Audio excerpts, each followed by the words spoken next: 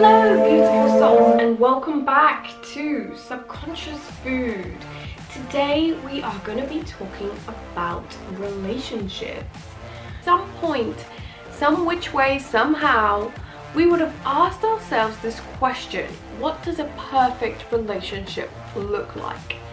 And to be honest with you, the answer is very, very tailored to you. So if you are the type of person that really enjoys an open relationship and that makes you happy, then that's the perfect relationship for you. If you're the type of person that wants to have a monogamous relationship, then that's the perfect relationship for you. If you want to have the type of relationship that's all about seeing one another, spending time together, perfect for you. If you're the type of person that prefers a lot of alone time and that's how you recharge, and you still feel the love but you don't necessarily need to spend time with that person as much as maybe someone else, then that's the perfect relationship for you. So it all comes down to perspective. Now the issue that we have is that a lot of people don't know what the perfect relationship is for them. So when they are in a relationship, because they don't know about themselves, then they project that fear, project that almost disappointment onto their partner, because they had some sort of expectation. They weren't sure of exactly what expectation, because they hadn't looked within to find out what is perfect for me.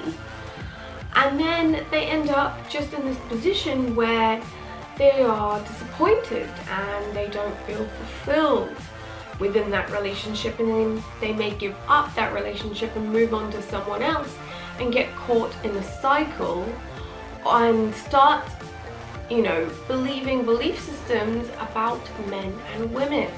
How many times have you heard someone say men are dogs, men are bad? How many times have you heard someone say women are annoying, they're so emotional, women are crazy? All these belief systems stem from an expectation we have of someone else before looking in within ourselves. Because when we look in from ourselves and we start to look through the eyes of compassion, we start to look with our hearts, then we stop judging people. And instead of doing this, we do this.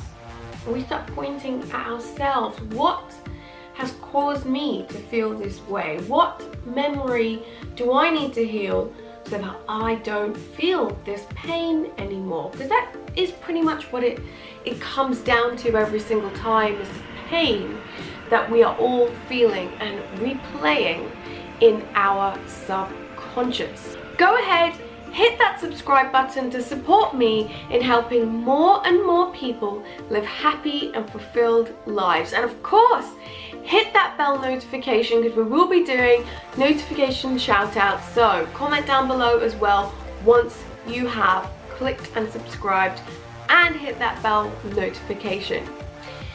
So the question is, what do we do about it? It's a very famous saying, know thyself. And the easiest way to know thyself when it comes to relationships is to think of the things that you like.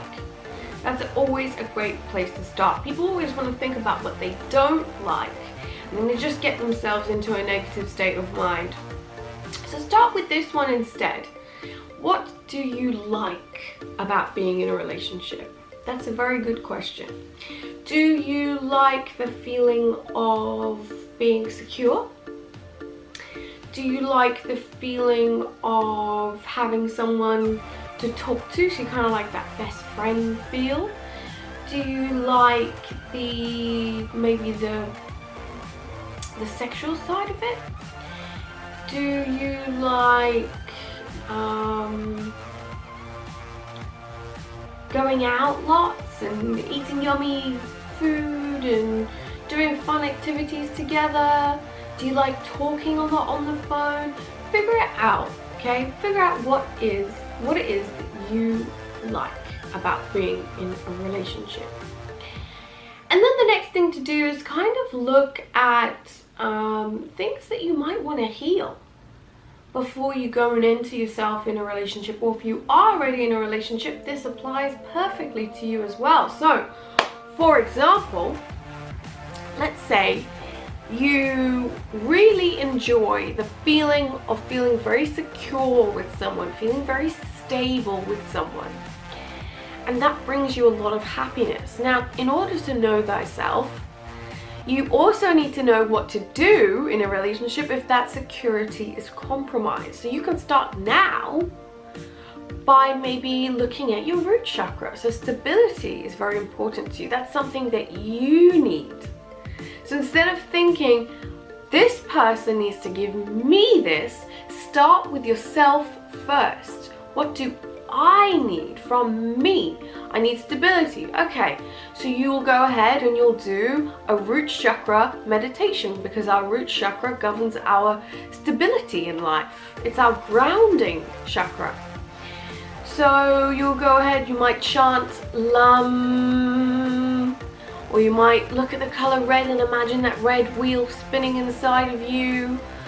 You could ground yourself with some grass, be in nature. There's so many different ways that you can activate and heal your root chakra. Now, after you've done that, check how you feel, because what you may end up feeling is, now you feel grounded, now you feel safe, now you feel secure. There actually might be something else within the relationship that you start to feel grateful for, because this limitation that you felt within relationships is now healed. So now you can actually look at what you're grateful for and what you actually enjoy, instead of what you need from someone or what you think you need from someone. If you feel like, you know, the sexual interaction part of a relationship is very important to you, you might want to have a look at your sacral chakra, your second chakra that governs your sexualities, your pleasure centers. So not just kind of sexual things, but also the food you eat, the things you lust over. You know, there could be food, clothes, whatever. You know, it could be anything. And you might go ahead and work on your sacral chakra. So you could do a meditation, you could shout Vam, you could imagine your orange wheel, you could drink lots of water.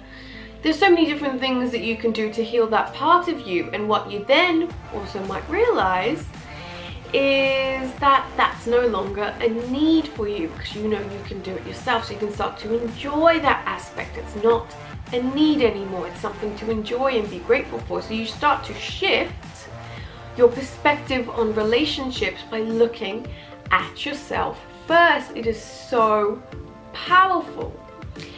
If you feel like one of the things you don't like is that there are a lot of arguments in a relationship, or it's something that you've had a history of, or you've experienced that in the past, have a look at the throat chakra. Throat chakra is all about speaking your truth. So maybe you want to heal that. Maybe you've forgotten, or maybe there's some words that you always wanted to say, never got them out. You might want to look at that. You might want to heal that part of you, and then check in whether you still don't like that about relationships. Because it's very likely that because you've healed that part of you, you actually don't have that as a limitation in your life anymore, and you're able to look at the good stuff. You're able to look on the bright side. So that's really, really something that I've learned a lot. You know, any of my friends will tell you that I definitely went from looking at other people to looking at myself, because every opportunity, and I say it all the time, every situation is an opportunity for you to grow. It's an opportunity for you to heal. So when we start to take these opportunities and take them and grab them with both hands, we actually begin to make ourselves feel very fulfilled, and it's no longer about what someone else needs to do to fulfill us. We take that responsibility away from them and back onto ourselves. And it's honestly the most empowering thing that you can do for you. You'll improve your relationships with you know, people you're in a romantic relationship with. You'll improve your relationships with friends and family, with other living beings, with clients, because it's no longer something you need from someone. You can create the space within yourself to just enjoy other people. So if this video has been of any value to you, go ahead, click that like button. I hope you've enjoyed this video. I have been in love with love for as long as I can remember, and it brings me great honor and great pleasure to be able to share this information with you. I wish you the most wonderful day. Namaste, until next time, bye!